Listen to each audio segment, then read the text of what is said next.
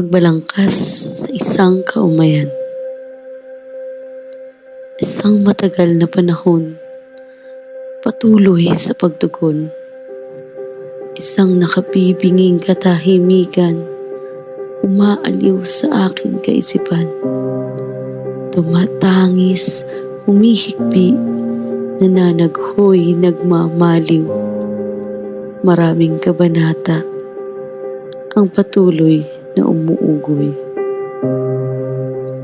Mga pinagdaan ng kalungkutan, mga sakit na naranasan, mga karumal-dumal na kamalian, mga pusong sugatan. Unti-unting nasasanay hanggang pamamanhid ay makamtan, na daradarang nalulugmok hanggang sa hindi na mapakawalan.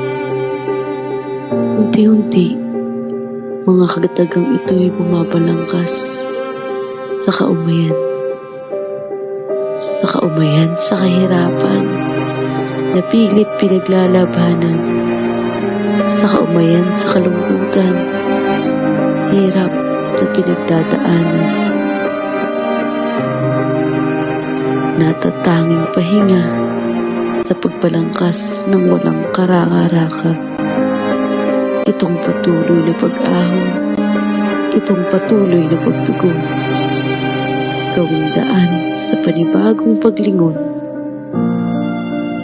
Kaumayan sa paghihirap, isang hakbang ang sagot dapat.